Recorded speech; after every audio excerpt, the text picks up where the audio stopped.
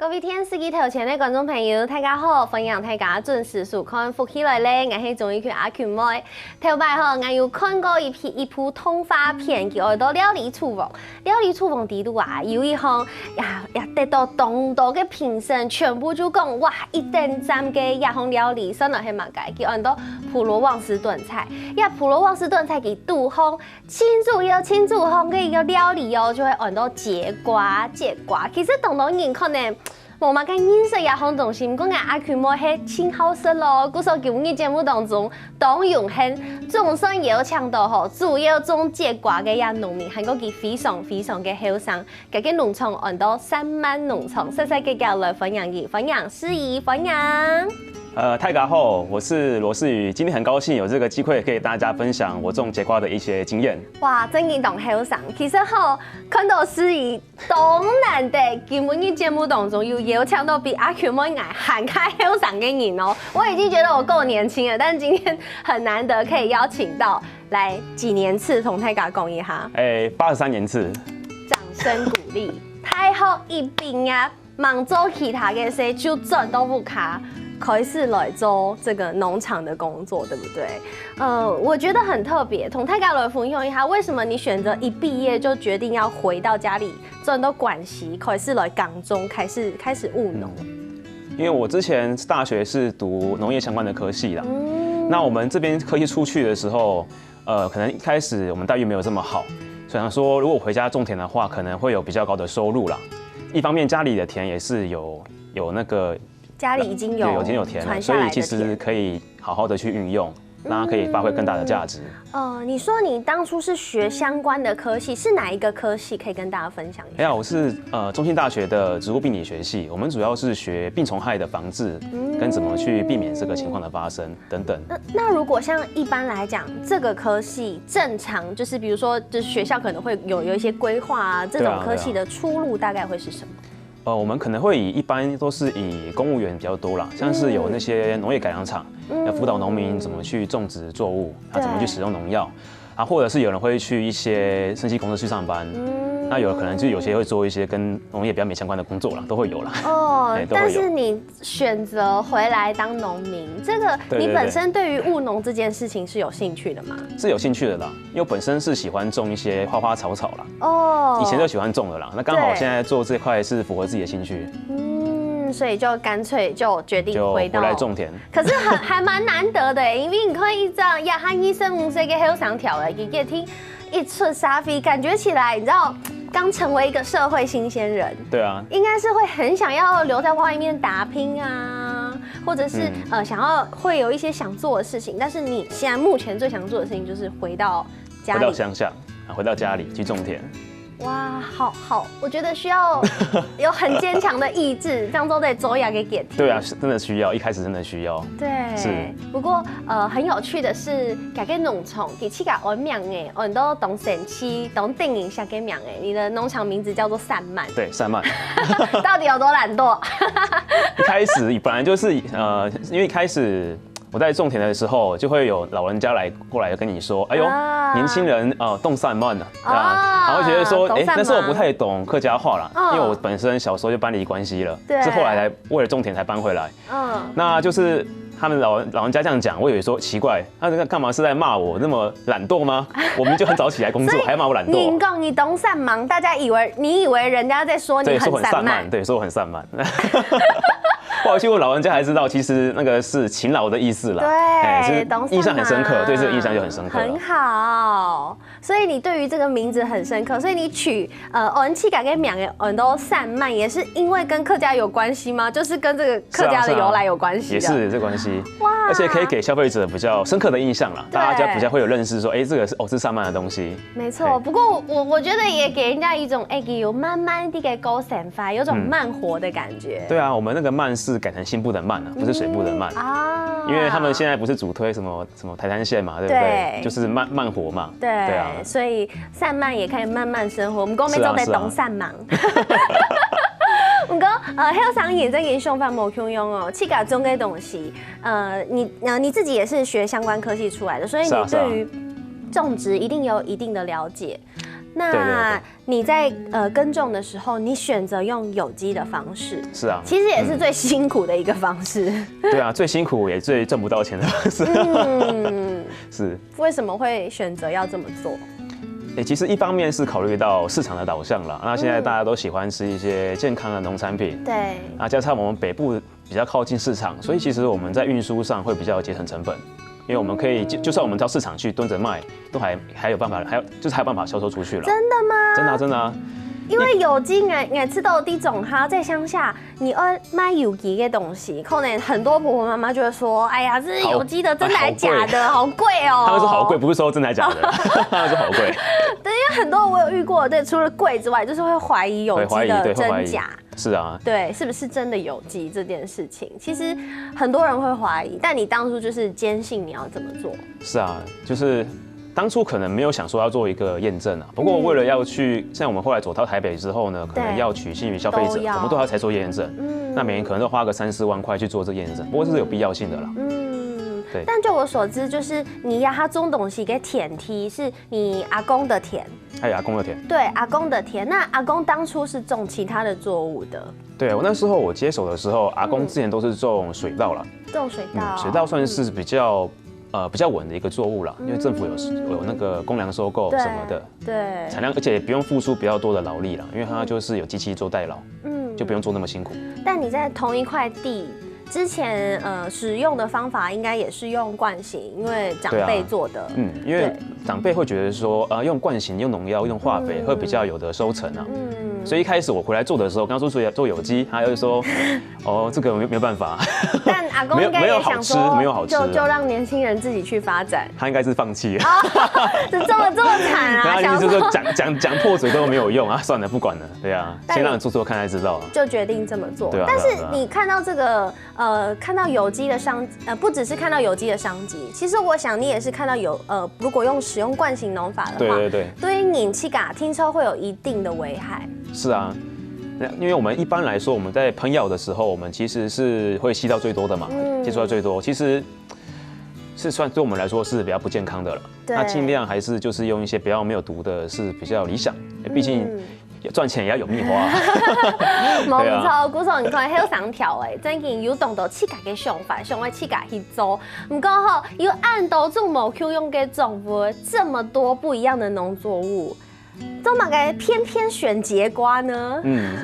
其实那时候我会选认识节瓜，其实是在大4的时候去做实验，然后呢，一个阿姨跟我讲，有这个作物还不错，因为她那时候她的朋友靠这个有赚到钱，她就说，年轻人你可以试试看这个作物，去了解看看。那确实回去看看那个市场的价格。你怎么觉得你认识节瓜的这个过程像在做直销，有种口耳相传的感觉？没有，就是因为那时候还有点迷惘了，不知道种什么作物了。那人家其实也是有人分享很多作物嘛，那还是要去深入了解，去看那个市场的价格跟波动啊，这样还比较没有什么风险了。对，所以你有去刚刚讲了一大串，我听到很重点的就是你有去评估这个价格的部分。对，评估价格，市场的价格。那跟大家分享一下，这个节瓜第4种红色的买几多钱？市场价格的部分到底是多少钱？其实还是要看它的那个淡季跟旺季了。那如果像是秋冬是它的盛产的时候，那价格就比较便宜，可能1公斤算台斤啊，市场含台斤可能30-40块不等，都有卖。30-40块是买得到的。冬天的话啦，有比较有机会啦。换天的时间。我是说惯型的哦，这是惯型的。惯型的价格，惯型的价格。好吧，惯型的价格，那这样就也一点点快要买不下去了。对。那有机的嘞？有机的话，我们差不多1斤都是100起跳啦。对啊，1斤都100起跳，还算便宜的啦，算便宜的啦。但是其实这就表示它是有经济价值的作物，算是有经济价值的作物。对，比起其他农民，因为穷用都种都懂辛苦。对啊。如果你的成果没有办法卖到很多钱，那其实对于农民来讲，那是信心会受到打击啦。信心会受到打击，没错。会。对，像给文艺节目当中，真的非常难得来谈到节瓜这个东西，所以你也是因为这个认识在大4的时候认识一个阿姨，她介绍你节瓜，你就决定要种。对啊，看到价格不错，然后也比较适合我们北部来种了，因为北部比较冷凉嘛。那以天气来说，南部比较温暖，然后也腹地比较大，是蛮适合种那个农作物的。那北部可能因为天气比较湿冷，可是刚好节瓜比较冷，喜欢冷的天气啦，所以就很蛮适合北部来种植。对，不过其实大家对节瓜也好农产品还有当到疑问哦，当到唔知嘅蔬菜，休息一下，等下再个抢，呢诗雨同大家来分享哦。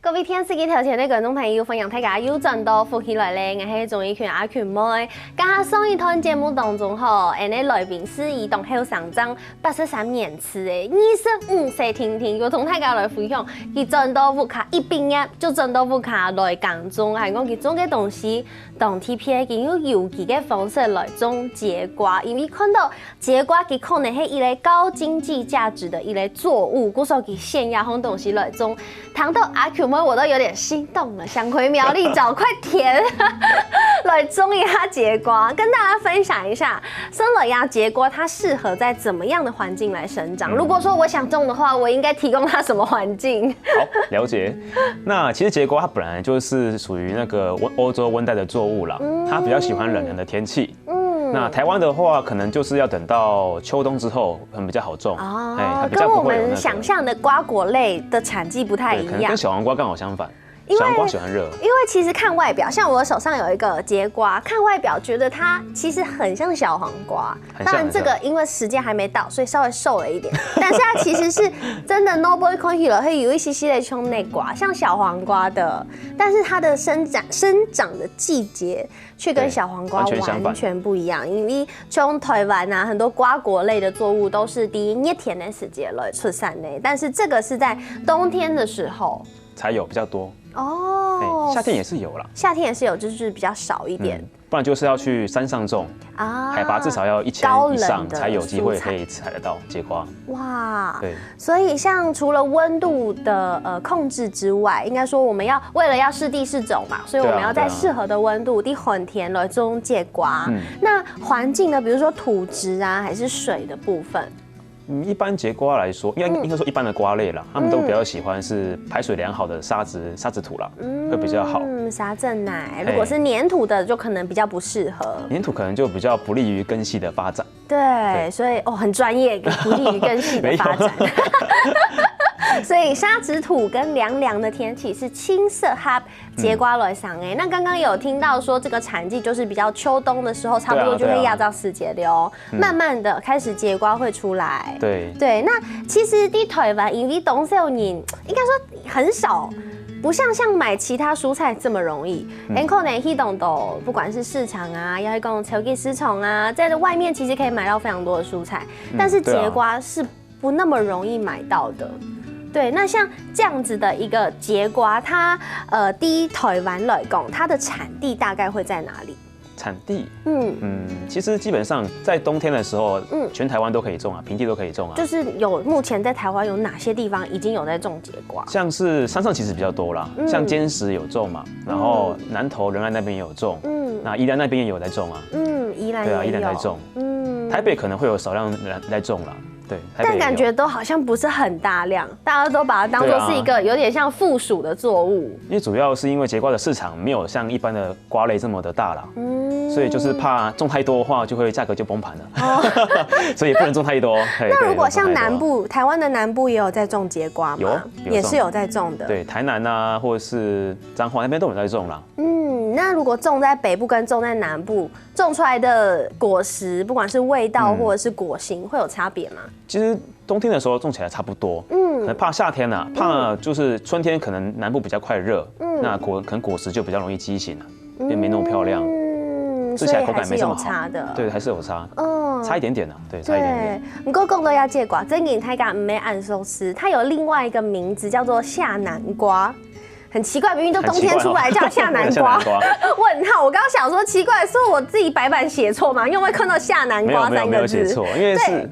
所以它真的叫夏南瓜。对，它因为它是在欧洲的话，只有夏天可以种。因为它也怕冷啊，它很怕冷啊，怕热又怕冷。所以在欧洲是夏天种啊，所以它夏天南瓜在下南瓜，然后在台湾真的就是冬天种。那它跟南瓜生了有 Q 优某，他们有任何的亲戚关系或者是相近的营养之类的？算是有关系啦，看似有关系，可是有点没关系。怎么说呢？就是它们的果形不太一样啦。南瓜可能就比较圆形，也比较大，对，皮也比较硬。对，那节瓜就是皮比较薄，比较嫩，口感也不太一样。对，而且节瓜是不会像南瓜，就是爬满整个你的那个种植整个田嘛。那节瓜就是像木瓜这样子起来。像一棵树这样起来，所以节瓜它反而是树的形态长上去，像是木瓜啦，像是木瓜，有点像小矮矮的木瓜的感觉，矮矮的木瓜，对。好奇怪哦，所以它有任何藤蔓吗？因为瓜果类都会有一些像是，它就没有，它很特别，它没有。原来是这样，因为我一直觉得节瓜跟小黄瓜很像。我其实，在脑袋里面是把它们归类在很接近的植物，像天使鸡蛋糕呀，它有看到相片，它有做的人因谁它念了呀，节瓜就是长成这样的。对。原来是这种类型在长的，好特别哦！而且其实我分因色的节瓜会因为哈呀，它懂你在进行节食，有人会选择一种叫做生酮饮食的节食方法。就是不要吃淀粉，不要吃那个有字边的糖类。对，所以很多人会拿节瓜来吃当主食。对，是因为它的淀粉质很少。而且它本身也是低升糖指数啦，所以很适合就是健身的人啊，或者是想要吃的健康的人去食用。它也可以刨成丝，做成面条，代替那个淀粉的面。哇！所以整可以做一个很低卡的餐点。对，所以刚刚眼看到跟胸片底度有看到那个节瓜是黄色的，是不同品种吗？对，其实节瓜品种还蛮多的，有长条形的，也有圆形的。所以你们自己农场里面种的有种哪一些？我们主要都是种黄色跟绿色啦。对，比较被大市场所接受，因为我们也是供应给餐厅，他们基本上都是用这种2种品种为主，长条形的黄色、绿色。其实你现在最主要的通路就是直接跟餐厅合作，特价买本成堂。对，因为零售的话，其实还是有一点点困难。现在比较不会了啦，以前比较困难。刚开始的时候，刚开始啊，其实对啊，我觉得自己种东西真的不是这么容易。你除了东山忙，每天要下田啊，周要的农些营哦，你还要在想通路的部分。但是其实你光是做耕种这个部分，就要费非常多的心思，因为糖供你还七嘎用苗自己育苗的，就是等于说你是买种子，对，自己把它育成苗。一方面来说是为了节省成本呐，那另一方面是说，自己育的种子种苗的话，时间可以自己调控，不用跟苗场去排苗，可以自己弄，对，随时随地都可以自己种。好像真的很有想法哦，有自己的一套标准。为了省钱，不过因为种东西真跟东西苦，工厂听说读都懂得困难。一定会有非常多的困难，从种东西的困难来跟大家分享好了。因为其实你要不卡种东西，阿公给用时，阿公种的，那你爸爸妈妈其实也都没有在务农了。对，那接着你自己就要独当一面，然后还用有机的方式，很中意嘞。阿公完全不说吃给东西，阿公应该没有听过什么叫节瓜吧？阿公没听过，我种出来他也是第一次看到，也是第一次吃到啊。对，那你一开始在种植部分有没有遇到什么困难？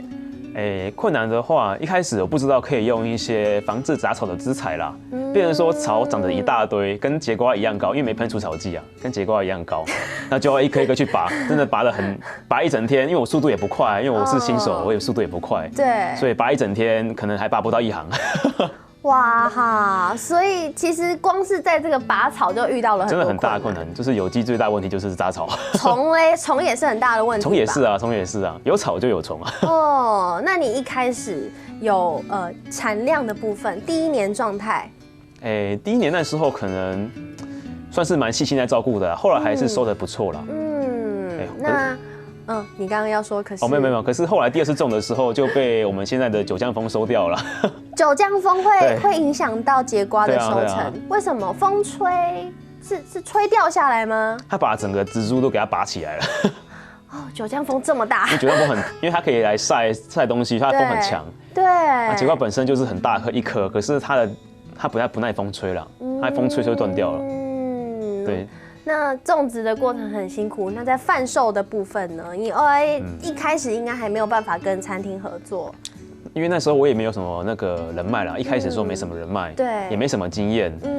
那那时候想得很天真啊，就觉得说，种出来就会有人来跟我买。可是其实大家都不知道我有种节瓜这件事情，然后也不知道节瓜是什么。对，附近的来说啦，因为关系的人很少吃过啦，那时候去卖其实。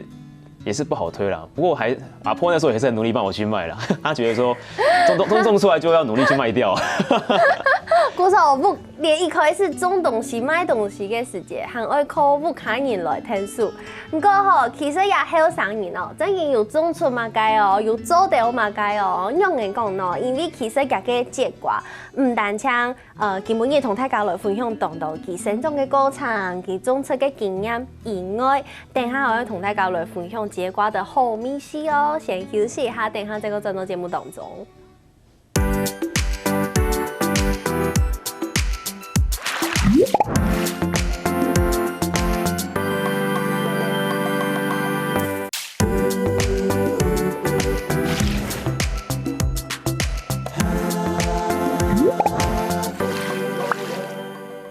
好，分享大家又轉到福起來咧，我係綜藝圈阿權妹，今日節目當中同大家來分享到後生嘅農民佢種嘅係節瓜。一開始啊，自家當辛苦種，自家想辦法來種出來東西以後，都冇簡單，要種東西出來好賣嘅，不過賣東西嘅時節，販售的時候還是會遇到一些困難。會啊。比如說，你有哪一些深刻的經驗？一開始跑市場的時候，就是我請阿婆幫我在市場代為販售嘛。哦。然後那時候有客人買回去之後呢，他可能覺得吃不習慣，就拿來退貨。吃不習慣就拿來退貨？對啊。退貨的理由是？他說：“這個不好吃，還給你。”好受傷哦。對啊，而且還跟你說：“我不跟你收錢，這個還給你，我不要了。”所以就是退貨，就是直接就是因為色菜太難吃，古手應該就老東西返本，錢還沒買。他吃一半嘛，他可能裡面一包也沒有，可能2-3條嘛，他可能吃一條覺得不可以，他就把它拿回去還了。那你那時候是直接退給你，還是退給阿婆？退給阿婆，阿婆就跟我講這件事情，我還知道啊。那你那時候內心的想法是？想說糟糕了，又越來越多了，因為每天都還會採啊。我跟你說，我看那一堆節瓜就每天都很傷腦筋，看到節瓜傷腦筋。所以前期在銷售遇到了很大的困難。對。那你後面怎麼想到說找到通路的？就是想說，既然說零售不可行嘛，那就開始走批發嘛，就看，因為我看那個批發價格還不錯，就去做批發。可是那時候我也不懂批發的規則，我就直接用一個箱子全部給它全部放進去，送台北去。結果我第一天拍賣出來的價格1公斤才6塊錢，因為沒有分等級，然後就給它只是排好把它放上去。那時候一箱10公斤，然後才賣60塊，有種箱子30塊，運費30塊，對啊，這完全沒有賺，一開始啦，對啊。不過還有就聽你有請到風範嘞，到現在就是現在的銷售通路大概是哪一些？也有零售還是有啦，那網絡上也有賣啊，然後有跟餐廳或是跟一些超市有進貨。因為其實可能東道餐廳啊、高級的料理都會用節瓜，就是一些歐式的料理、意式料理都會用節瓜，韓式也會啦，韓式也會，海鮮煎餅啊，對，好像有放在裡面。對，有些阿姨就是說，可能要貴一點，看過韓劇就來想買看。不過可能要去較貴點位嘅韓式餐廳才會用節瓜，因為這個食材真的是比較不容易取得。但是假設今天不管是可能天時機頭前嘅觀眾朋友，你都去到不管是有機超商啊，或者是一些賣比較特殊農產品的店，或者是你直接找市語有機會買到呀節瓜的話，賺到不卡，應該應用來料理，這是大家的一個問題。但是我們先從挑選開始講好了，基本一個共生農民啦，就會來同大家來分享，佢能不會買節瓜，應用來托好色嘅節瓜哦，跟大家分享一下。那在我前面這個是今天早上採的節瓜，哇，早上才採的。對，那如果是一條新鮮的節瓜的話，它本身上面會有很多的細毛。哦，就摸起来会有点毛毛的感觉，那表示它是很新鲜的。对，小黄瓜是刺刺的，可是它没这么刺啦。哦，这不是刺，只是微微的细毛而已。然后你可以看它的那个切口，是不是有水水的感觉？然后看它的这个蒂头的部分会不会有干扁的情形，表示那就是一条新鲜的节瓜。姑嫂，黑公有一点低头有一些的藻藻，就可能是摘下来比较久，可能摘过可能放1-2天呢。因为其实节瓜本身是很多水分的啦，放1-2天可能就会差，样子会差很多了。哦，对，可是放冰箱不会哦，放冰箱就不会。了解。所以那果形呢？果形的长度或大小？果形的话，建议就是大概你们的手掌这么长，差不多大一点点，OK。15公分左右。15公分左右，差不多会按冲。那它的粗度呢？粗度的话，不要太胖哦，不要太胖。为什么？太胖可能会有点。其实要看表皮啦。表皮如果变成像南瓜一样，表示它长太老了哦，就是它会太老了。它就是所以太老的节瓜吃起来的味道还是口感，其实差不多，只是不好烹煮啊。因为你在煮的时候是希望说里面跟外面煮的样子差不多，对啊，所以他们一般在料理的时候会希望说皮跟里面都是嫩嫩的，它比较好做的调理。对，因为俺是都给节瓜，我自己曾经煮过一次，对，我就是用煎的，因为我想说这么贵的东西，我不可以破坏它的味道跟营养，吃原味，它刚也会懂上향，所以我就是把它切片，然后就是用煎的。对啊，这样子算是非常好的一个吃法哦。好，我就非常健康的吃法，撒了一点盐巴，撒一点盐巴，还有一点点胡椒，就可以了，那就可以了。然后如果想吃再好吃一点，可以用奶油煎。对。那这样是对的料理方法吗？可以啊，这样很好啊，这样可以吃到节瓜的原味啊。对，那你今天有带另外一个稍微比较重口味，但是看起来是很好吃，是焗烤的。焗烤节瓜。跟大家说一下，你这是怎么做的？哦，我们今天的话，我们里面的材料有用节瓜，然后也有用那个杏鲍菇跟玉米笋，然后上面撒，然后我们里面那个还有加牛奶跟蛋，去做调味。最后上面撒一点点那个起司，然后直接做焗烤，有点像那个欧姆蛋在底下的感觉。对，就层次比较多啦。然后上面再做焗烤，也是很好吃，而且节瓜它是有一点脆脆的，然后水分很多，它的水分它的那个果实的那个汁液都会流出来，然后就好好吃，有种爆浆的感觉。谢谢。爆浆节瓜，爆浆焗烤节瓜，所以如果说假使讲天時機條前的觀眾朋友，上愛說較空閒的話，就做在用嗰個煎啊，還個亞米細細的簡單嘅調味就做在。不過假使講上愛說比較豪華一點的料理，就可以像做這樣子，有點像歐姆蛋，然後起司的調味，甚至其實做白醬應該也是可以用來燉的。也可以哦。其實基本上只要是歐式的方式調理方式都可以接受，對，都 OK。故說本天時機條前的觀眾朋友來參考一下，唔過好呀，節瓜唔單槍購置做的是，佢連花都做的是哦，真的還假的？花可以吃哦？花可以吃啊，花也是他們餐廳很常用的一個食材哦。聽說花很貴，花算朵的。那這樣子咧，一朵我數行有一類節瓜嘅花，呀一類節瓜嘅花要幾多錢？我們有分公花母花啦，那個是雄花，這是公花，雄花，那一朵就大概是15塊左右。我一口吃下去要15塊，那我等下吃很多朵。這邊還有那個應該是帶果的啊，好可愛哦。不好意思，這種的話它是有帶果的母花，對，它可以做更多方式的烹煮。那這一朵花就是35塊，35塊，一朵35塊。好，那我現在手上這一朵是15塊，是15塊的，是黑拱內法妹做的是。先來吃吃看，15塊還沒調味，還沒烹煮之前是15塊的價格跟利息黑馬該。有一點像日式的甜不辣的做法，有點像。外面裹粉拿去炸。大概我們粉是用那個發糕粉，再加牛奶，再加蛋去調和的。